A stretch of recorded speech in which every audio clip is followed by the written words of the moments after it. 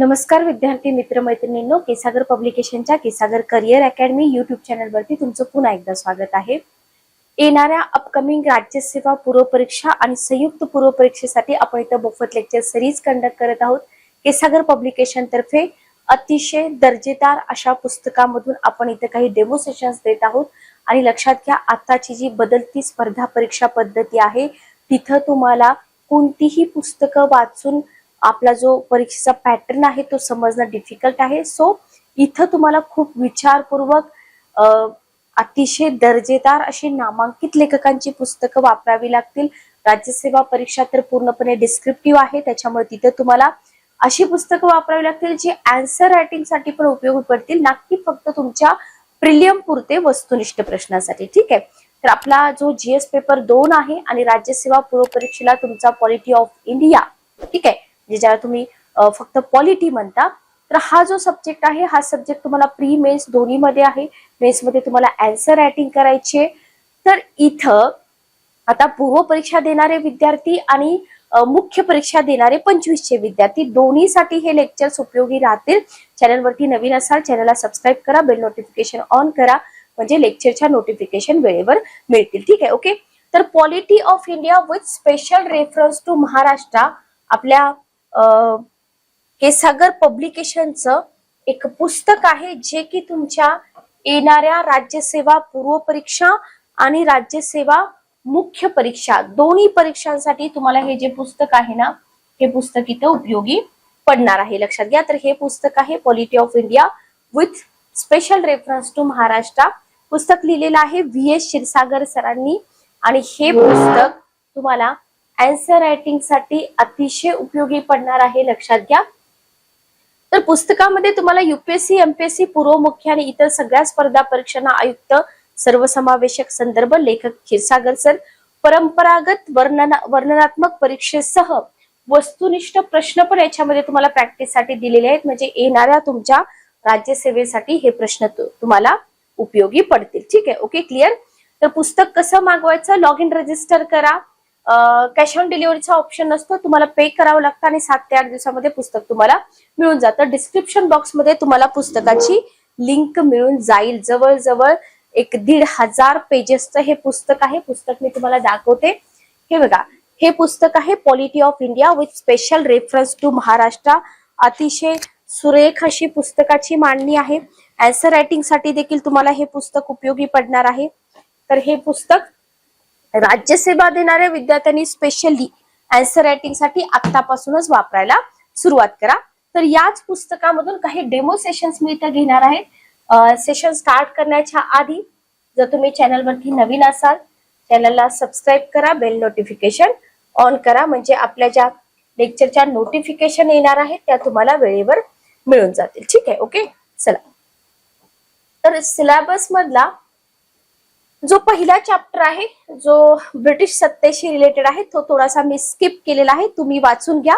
Answer writing साठी पण तुम्हाला तिथून मुद्दे मिळतील।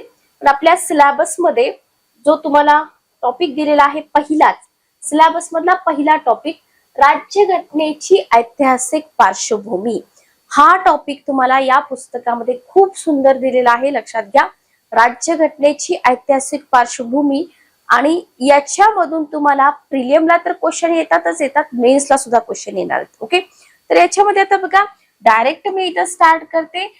पूर्वी कसं होतं, पूर्वी तुम्हाला थोडंफार संधी कायदे वगैरे असतील तेवढंच केलं, तेवढेच क्वेश्चन येतात, लिमिटेड होतं।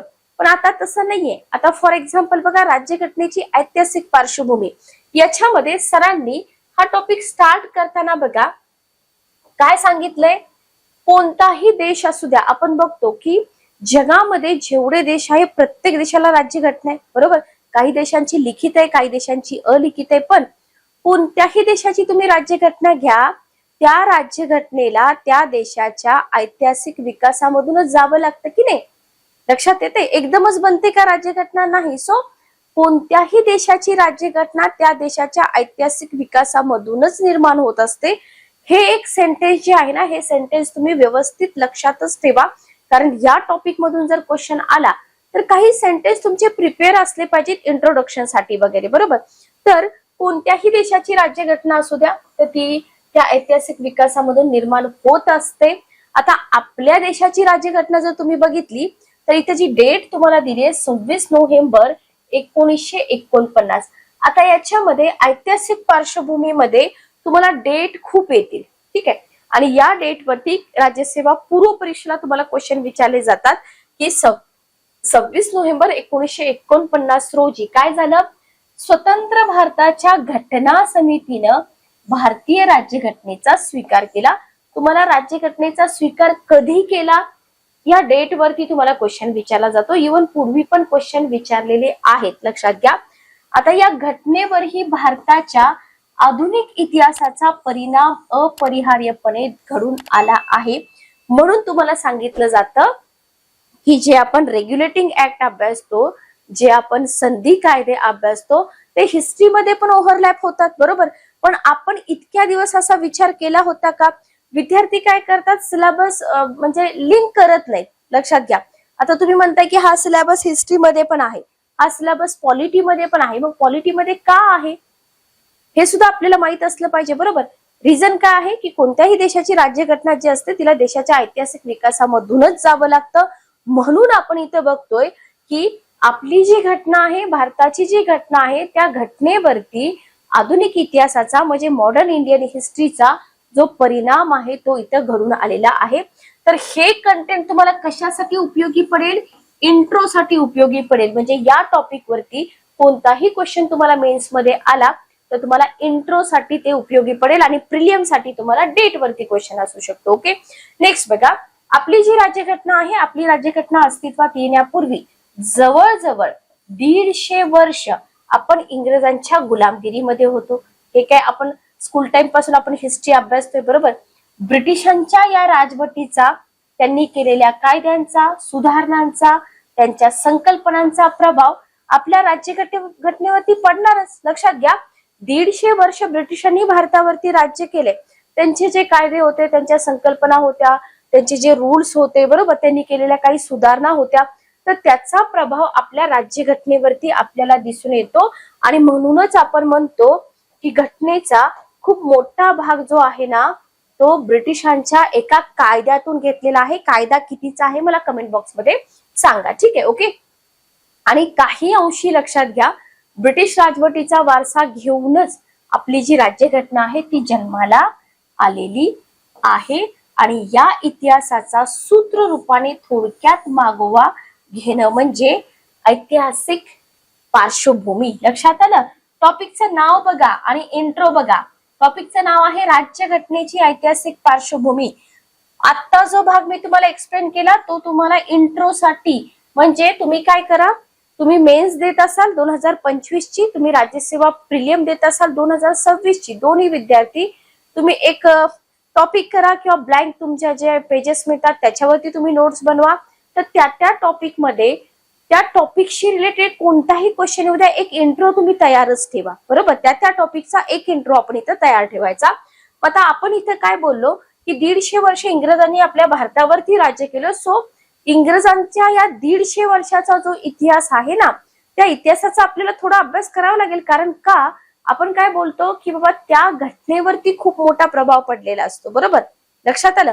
मग आता इथे इंग्रजी सत्तेची जी स्थापना आहे, ज्याच्यामध्ये मॉडर्न इंडियन हिस्ट्रीमध्ये आपण अभ्यासतो की स्वातंत्र्य चळवळीचा इतिहास जो आहे ना, तो स्वातंत्र्य चळवळीचा इतिहास काय आहे, तर ज्या प्रातिनिधिक संस्था होत्या, या प्रातिनिधिक संस्थांच्या मार्फत स्वराज्य स्थापन करण्याची जी प्रक्रिया होती ना, किंवा त्याचा जो विकास होता त्यालाच आपण मॉडर्न इंडियन हिस्ट्री म्हणतो, बरोबर. आणि ही जी प्रक्रिया होती स्वराज्य स्थापन करण्याची प्रक्रिया, कशा मार्फत? प्रातिनिधिक संस्थांच्या मार्फत. तर या प्रक्रियेमध्ये काय झालं, फक्त भारतीयांचा सहभाग नव्हता तर ब्रिटिशांचा सहभाग पण होता, बरोबर. ब्रिटिशांनी काय केलं, ब्रिटिशांनी भारतामध्ये इंग्रजीच्या माध्यमातून उदारमतवादी शिक्षण द्यायला सुरुवात केली, बरोबर. देशाच्या इतिहासात पहिल्यांदाच संपूर्ण देश केंद्रित एकछत्री अंमलाखाली आला ब्रिटिशांच्या काळामध्ये, लक्षात घ्या. मग आपण इथं ब्रिटिशांचा जो रोल आहे हिस्ट्री मधला तो नाकारू शकतो का? नाही, बरोबर. मग अशा पद्धतीनं जेव्हा ब्रिटिशांनी इंग्रजी शिक्षण द्यायला चालू केले ना, मग इंग्रजी शिक्षणामुळे झालं काय, आपल्या भारतीयांमध्ये किंवा भारतीय तरुण वर्गामध्ये पाश्चात्य जग जे होतं ना, त्या पाश्चात्य जगाशी त्यांचा परिचय झाला. पाश्चात्य कल्पना असतील, पाश्चात्य राजकीय संस्था असतील, यांचा प्रभाव भारतीयांवरती पडला. का पडला? कारण इंग्रजांनी इंट्रोड्यूस केलं होतं शिक्षणासोबत भारतीयांना. लक्षात आलं? आणि त्याच्यामधून हे सगळं इथं घडलेलं दिसून येतं. राज्यघटना, राष्ट्रवाद, लोकशाही या कल्पना ज्या होत्या या पाश्चात्यांच्या कल्पना आहेत. लक्षात घ्या, राज्यघटना, राष्ट्रवाद, लोकशाही या कल्पना भारतीयांनी उचलल्या आणि ब्रिटिशांच्या साम्राज्यवादी सत्तेला आवाहन दिलं. म्हणजे ब्रिटिशांनी जे इंट्रोड्यूस केलं होतं शिक्षणासोबत त्याचा फायदा इंग्रजांनी ब्रिटिशांच्या विरुद्धच घेतला. लक्षात घ्या. आणि इथं काय झालं मग? ब्रिटिशांच्या साम्राज्यवादी सत्तेला आव्हान दिलं आणि स्वातंत्र्यानंतर संपूर्ण भारतासाठी एका राज्यघटनेचा स्वीकार करून संबंध देशांसाठी स्वायत्त जबाबदार शासन पद्धती निर्माण केली. लक्षात आलं का? सारांश काय माहिती का? थोडक्यात सारांशाचा मी सांगते तुम्हाला. इंग्रजी सत्तेच्या स्थापनेतून, आता इथं तुम्हाला काय अभ्यासायचं आहे? इंग्रजी सत्तेच्या स्थापनेतून आपण राज्यघटनेपर्यंत कसं गेलो. लक्षात आलं? नेहमी लक्षात ठेवा, टॉपिक कोणता अभ्यासतोय? ऐतिहासिक पार्श्वभूमी. टॉपिक कोणता अभ्यासतोय आपण? ऐतिहासिक पार्श्वभूमी. लक्षात आलं?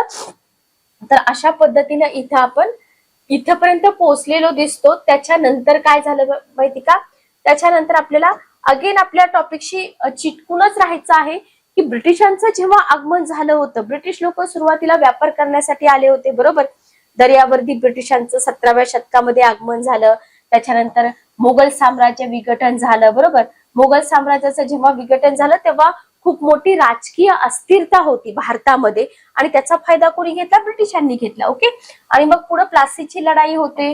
प्लासीच्या लढाईनं भारतातील आपल्या साम्राज्याची मुहूर्तमेढ कोणी रोवली? ब्रिटिशांनी रोवली. 100 वर्षाच्या काळामध्ये त्यांनी भारतावरती एकछत्री अंमल प्रस्थापित केला. ही जी टाइमलाईन आहे, टाइमलाईन तुम्ही लक्षात ठेवा. लक्षात आलं? ब्रिटिशांची एंट्री झाली व्यापारासाठी, पण त्यांनी आपल्या भारतातली जी सिच्युएशन पाहिली आफ्टर मुघल सल्तनत, मुघल सल्तनत नंतर काय झालं होतं? इथं खूप मोठं राजकीय वादळ होतं किंवा राजकीय अस्थिरता होती. त्याचा फायदा ब्रिटिशांनी घेतला. लक्षात आलं? प्लासीची लढाई कशासाठी झाली? त्याचा ब्रिटिशांनी कशासाठी वापर केला? आणि मग जेव्हा प्लासीच्या लढाईनंतर ब्रिटिशांनी भारतावरती आपला एकछत्री अंमल प्रस्थापित केला ना, तेव्हा मोगलांची जी प्रशासन व्यवस्था होती ना, ती प्रशासन व्यवस्था त्यांनी तशीच ठेवली का? नाही, त्यांनी ती प्रशासन व्यवस्था बदलून टाकली. लक्षात घ्या. आणि 1773चा नियामक कायदा येतो इथं, ज्याला आपण रेग्युलेटिंग ऍक्ट म्हणतो. याला IMP करा. 1773चा रेग्युलेटिंग कायदा किंवा नियामक कायदा किंवा रेग्युलेटिंग ऍक्ट. परीक्षेमध्ये काय होतं? परीक्षेमध्ये नियामक कायदा सुद्धा देतील, ज्याला इंग्रजीमध्ये रेग्युलेटिंग ऍक्ट म्हणतात. इथं सुद्धा विद्यार्थी चुकतात कारण आपण तेवढा लक्ष देऊन अभ्यास करत नाही. तर रेग्युलेटिंग ऍक्टलाच मराठीमध्ये नियामक कायदा म्हटलं जातं. ठीक आहे, नियामक कायदा. मग तुम्हाला प्रिलियमला क्वेश्चन राहतो की कोणत्या रेग्युलेटिंग ऍक्ट नुसार, लक्षात घ्या, मी पुन्हा एकदा रिपीट करते, कोणत्या रेग्युलेटिंग ऍक्ट नुसार सत्तेच्या केंद्रीकरणास सुरुवात झाली? 1773चा नियामक कायदा, ज्याच्यामधून सत्तेच्या केंद्रीकरणास सुरुवात झालेली दिसून येते. आणि पीट्स इंडिया ऍक्ट 1784 अनुसार, बघा, पीट्स इंडिया ऍक्ट 1784 अनुसार भारतातील ईस्ट इंडिया कंपनीच्या कारभारावर ब्रिटिश परराष्ट्र सचिवाचे नियंत्रण प्रस्थापित करण्यात आले. इथं पण क्वेश्चन करा. पीट्स इंडिया ऍक्ट वरती पण तुमचा क्वेश्चन असतो. इव्हन पीट्स इंडिया ऍक्ट आहे कधीचा, हे सगळ्यात जास्त महत्वाचं आहे, बरोबर. आणि मग काय होतं? प्रत्येक प्रांताचं शासन जे आहे ना, ते कोणाच्या नियंत्रणाखाली जातं? गव्हर्नरच्या नियंत्रणाखाली जातं. ठीक आहे, थोडासा बोरिंग पार्ट आहे, पण आन्सर रायटिंग साठी पण महत्वाचा आहे आणि प्रिलियम साठी पण महत्वाचा आहे. त्याच्यानंतर येतो आपण 1833 मध्ये. आपण सुरुवात कुठून केली बघा? 1773चा रेग्युलेटिंग कायदा, 1784चा पीट्स इंडिया ऍक्ट कायदा, 1833चा चार्टर ऍक्ट, 1833चा चार्टर ऍक्ट. इथे काय झालं? सत्तेचं अधिक केंद्रीकरण. बघा, सत्तेचं केंद्रीकरणाची सुरुवात झाली होती 1773 मध्ये.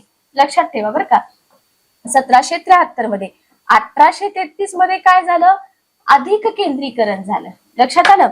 आणि प्रांतांची शासकीय सत्ता जी होती ना, तर ती प्रांतांची शासकीय सत्ता कमी करण्यात आली. बंगालचा गव्हर्नर जनरल भारताचा गव्हर्नर जनरल बनला. कॉमन क्वेश्चन आहे, आता विचारला जाणार नाही तुम्हाला. त्या भारताच्या गव्हर्नर जनरलला त्याच्या दिमतीला एक कार्यकारी मंडळ देण्यात आलं. याच्यामध्ये एका कायदेविषयक तज्ञाचा समावेश पण होता.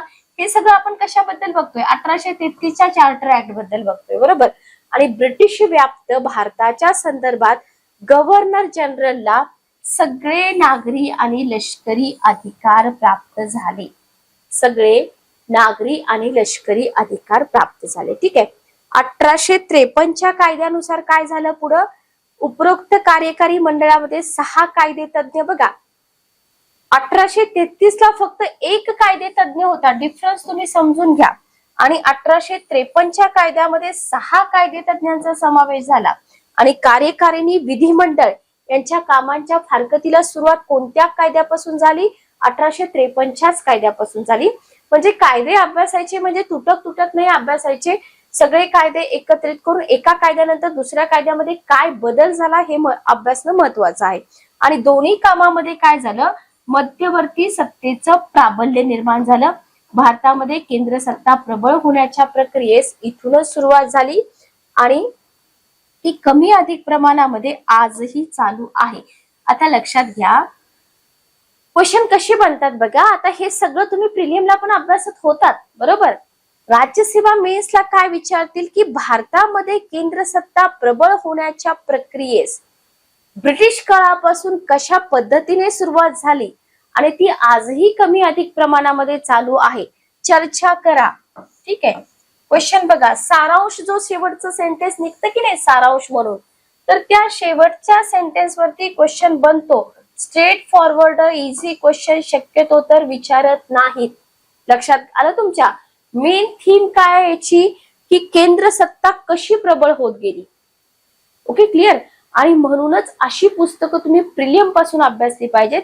सेल्फ स्टडीला तर पर्याय नाहीच आणि सेल्फ स्टडी शिवाय पर्याय पण नाही. तुम्ही कितीही क्लासेस लावा, तुम्ही काही करा, जोपर्यंत तुम्ही सेल्फ स्टडी करत नाही तोपर्यंत सगळ्याच गोष्टी इथं अवघड होऊन जातात. Okay, clear.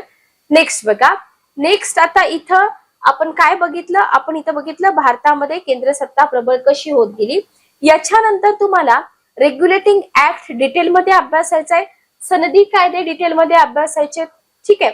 त्याच्यानंतर तुम्हाला काही महत्वाच्या तरतुदी, राणीचा जाहीरनामा ज्याच्यावरती क्वेश्चन होता, आणि त्याच्यानंतर राष्ट्रवादी चळवळीला प्रारंभ असेल. त्याच्यानंतर पुढचा पार्ट आपण कंटिन्यू करूया. ठीक आहे. ओके, चला. तर आता आपण बघूया नियामक कायदा किंवा सनदी कायदे. नियामक कायदा किंवा सनदी कायदे. बघा, नियामक कायदा किंवा सनदी कायदे ज्याच्यामध्ये पहिला येतो 1773 रेग्युलेटिंग ऍक्ट. पहिला कायदा येतो 1773चा रेग्युलेटिंग कायदा आहे. अशा पुस्तकाच्या इमेज आपण इथे घेतलेल्या आहेत. हे सगळं कंटेंट तुम्हाला पुस्तकामध्ये मिळून जाईल. इंग्लंड मधील लोकमताचा विचार करून काय झालं? तिथल्या पार्लमेंटनं ईस्ट इंडिया कंपनीच्या कारभारावर नियंत्रण ठेवण्यासाठी जो कायदा केला होता त्या कायद्याला नियामक कायदा किंवा रेग्युलेटिंग ऍक्ट या नावानं ओळखला जातो. पहिला क्वेश्चन तुमचा इथं की जो 1773चा रेग्युलेटिंग कायदा होता, हा कायदा का आला किंवा का बनला? तर काय झालं होतं, इंग्लंड मधली जी पार्लमेंट होती त्यांनी काय केलं? लोकमताचा विचार केला, बरोबर. आणि जी ईस्ट इंडिया कंपनी होती ना भारतामधली, त्या ईस्ट इंडिया कंपनीचा जो कारभार होता त्याच्यावरती नियंत्रण ठेवण्यासाठी हा कायदा केला होता. आणि या कायद्याचे महत्व काय होतं? आता रिझन तर तुम्हाला माहित झालं. महत्व होतं की कंपनी तिच्या नियंत्रणाखाली जो भारतीय प्रदेश होता, बरोबर, त्या प्रदेशाचं जे प्रशासन होतं आपल्या मर्जीप्रमाणे चालवू शकणार नाही. जरी कंपनी तिथं ब्रिटिश पार्लमेंटचा रोल प्ले करत असली भारतामध्ये, तरी सुद्धा तिथलं जे प्रशासन आहे ते स्वतःच्या मर्जीप्रमाणे चालवू शकणार नव्हती. हा इथं 1 नंबरचा मुद्दा लिहून घ्या. तिला ब्रिटिश पार्लमेंटच्या तत्वानुसारच काम करावं लागणार होतं. कंडिशन होती की तुम्हाला तिथं पार्लमेंटच्या तत्वानुसार काम करावं लागेल. कारण का? आता रिझन काय होतं? हा कायदा असा का बरं करण्यात आला? तर कंपनी भारतातील कारभाराबाबत कोणाला उत्तरदायी होती? ब्रिटिश पार्लमेंटला, बरोबर. हे या कायद्याने कंपनीच्या निदर्शनास आणून दिलं. लक्षात आलं? तर 1773चा जो कायदा होता तो कायदा का आला होता, तर ब्रिटिश ईस्ट इंडिया कंपनी जी भारतामध्ये होती, भारतामध्ये तिच्या अंमलाखाली जो प्रशासनासाठी प्रदेश होता, त्याचे जे काही डिसिजन होते, बरोबर, तर ते ती स्वतः एकटी घेऊ शकत होती का? नाही. पार्लमेंट जसं म्हणेल तसं त्यांना करावं लागत होतं. ठीक आहे. आणि मग आता तुम्ही म्हणाल की मॅडम हे झालं याच्याबद्दल, कंपनी, ईस्ट इंडिया कंपनी बद्दल. भारताला काय फायदा झाला या कायद्याचा? ओके, तर बघा, तुम्हाला असं वाटत असेल की या कायद्याचा भारताला काहीच फायदा झाला नाही. तर भारताच्या दृष्टीनं जर आपण इथे विचार केला तर या कायद्याला महत्व आहे. कारण रेग्युलेटिंग ऍक्ट जो 1773चा कायदा आहे हा भारताच्या घटनात्मक इतिहासाचा प्रारंभ आहे. कारण आपण काय म्हणतो की जो इतिहास आहे, मॉडर्न इंडियन हिस्ट्री आहे ना, प्रत्येक देशाची राज्यघटना ही जो इतिहास घडलेला आहे त्या घटनेतून निर्माण झालेली असते, किंवा जो इतिहासाचा विकास आहे ना त्याच्यातून घटना निर्माण होते. बरोबर. म्हणून इथं जो पहिला रेग्युलेटिंग ऍक्ट आहे हा भारताच्या घटनात्मक इतिहासाचा प्रारंभ मानला जातो. आता मेन्स मध्ये क्वेश्चन कसे येतात की 1773चा रेग्युलेटिंग ऍक्ट हा भारताच्या घटनात्मक इतिहासाचा प्रारंभ मानला जातो. एक्सप्लेन करा कशा पद्धतीनं मानला जातो. लक्षात आलं? तर तुम्ही राज्यसेवा देताय तर आता पूर्वीची जी तुमची थिंकिंग होती ती सोडून द्या. फक्त एमसीक्यू साठी वाचन करणं सोडून द्या. आता इथं हायलाइट केलेलं हे सेंटेन्स आहे. हायलाइट केलेलं सेंटेन्स म्हणजे याच्यावरती तुम्हाला आन्सर रायटिंग साठी क्वेश्चन येणार. बरोबर. आता घटनात्मक इतिहासाचा प्रारंभ आहे, याच्यामध्ये तुमचा कीवर्ड कोणता आला? घटनात्मक इतिहास. लक्षात येते तुमच्या?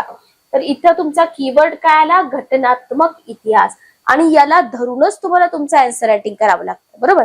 या कायद्यानं काय झालं, बंगालचा गव्हर्नर जो होता ना, तो बंगालचा गव्हर्नर कंपनीच्या नियंत्रणाखालील सगळ्या भारतीय प्रदेशाचा गव्हर्नर जनरल बनला.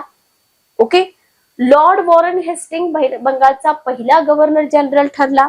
आणि याशिवाय आणखी काही महत्वपूर्ण बदल पण या रेग्युलेटिंग ऍक्टनं घडवून आणले. आणि भारतामध्ये कोलकाता या ठिकाणी सर्वोच्च न्यायालयाची स्थापना पण करण्यात आली. कोणत्या कायद्यानं? या रेग्युलेटिंग ऍक्टनं. आणि हे जे छोटे छोटे मुद्दे आहेत, SC ची स्थापना असेल, पहिला गव्हर्नर जनरल असेल, हे GK आहे. बरोबर. हे तुम्हाला मे बी प्रिलियमला विचारतील, विचारणार पण नाहीत, पण मेन्स साठी मात्र तुम्हाला इथं थोडस विशेष मेहनत जी आहे ना, विशेष मेहनत इथं घ्यावी लागेल. लक्षात घ्या. त्याच्यानंतर येतात सनदी कायदे. बरोबर. तर हा पॉइंट तुमचा इथं क्लिअर झाला. 1773चा रेग्युलेटिंग ऍक्ट. तुम्हाला काय करायचं, आता एवढा पार्ट आपण अभ्यासला, तुम्हाला लगेचच UPSC चे क्वेश्चन पेपर सोबत घेऊन बसायचंय की 1773च्या रेग्युलेटिंग ऍक्ट वरती मेन्सला काय क्वेश्चन विचारला. ठीक आहे. म्हणजे इथं हा अभ्यास तुमचा क्लिअर होऊन जातो. आणि मग आपण पुढे वळतो सनदी कायद्याकडे.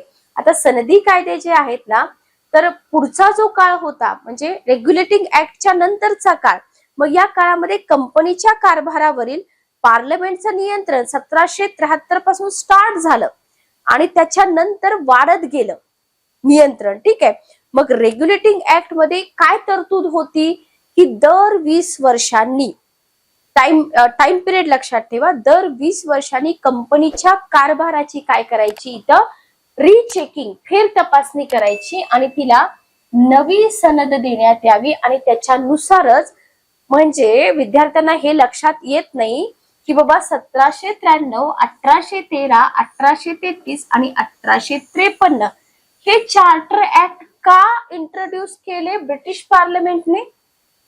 1793, 1813, 1833 आणि 1853 हे 4 कायदे, हे 4 चार्टर ऍक्ट, संधी कायदे ब्रिटिश पार्लमेंटने का इंट्रोड्यूस केले?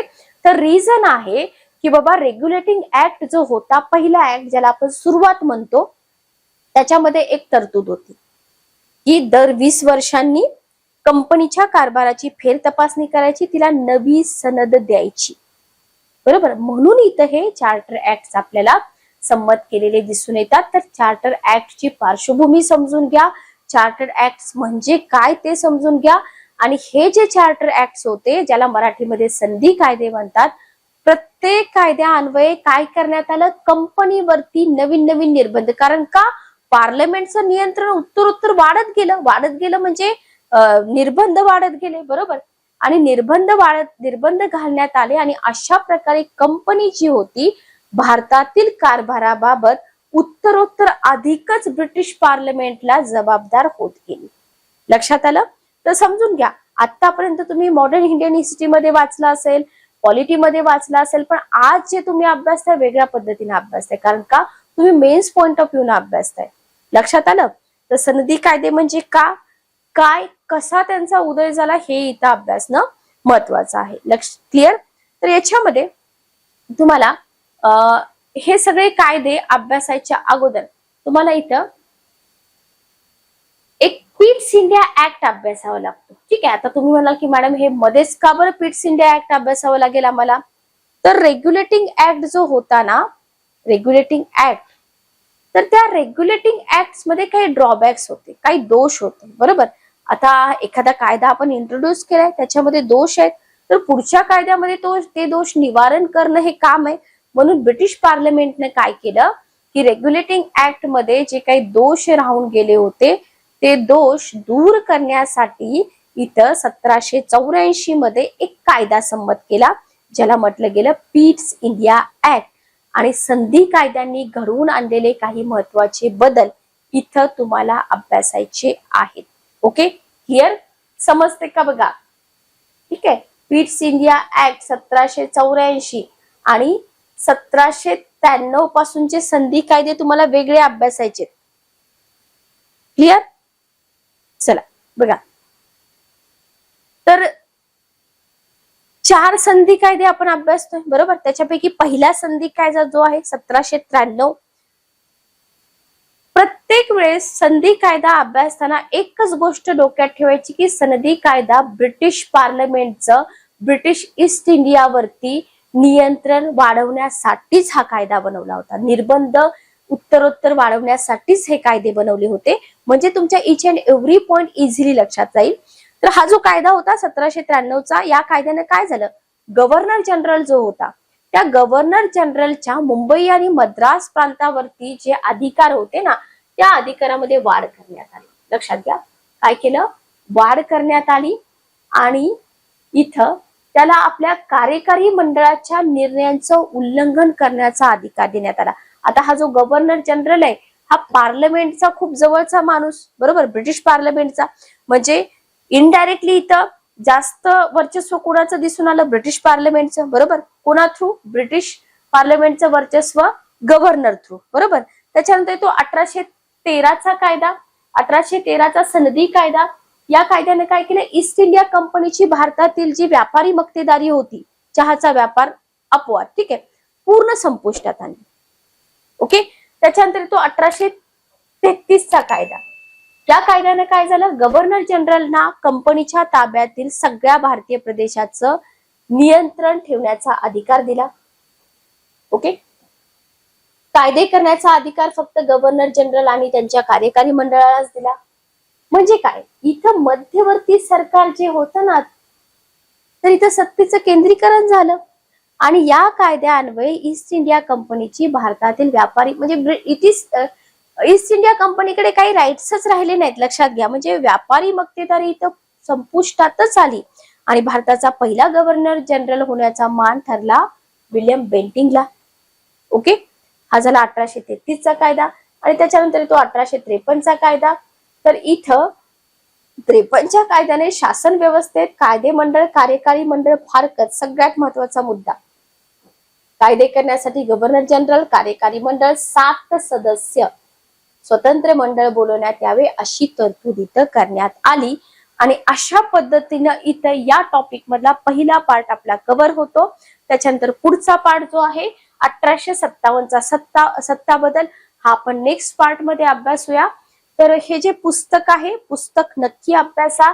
आन्सर रायटिंग साठी आतापासूनच सुरुवात करा. जर काही तुमचे डाऊट्स असतील तर कमेंट्स बॉक्स मध्ये टाका, त्याचे रिप्लाय तुम्हाला इथं दिले जातील. सेशन कसं वाटलं कमेंट करून नक्की सांगा. भेटूया नेक्स्ट सेशन मध्ये. Good day, take care.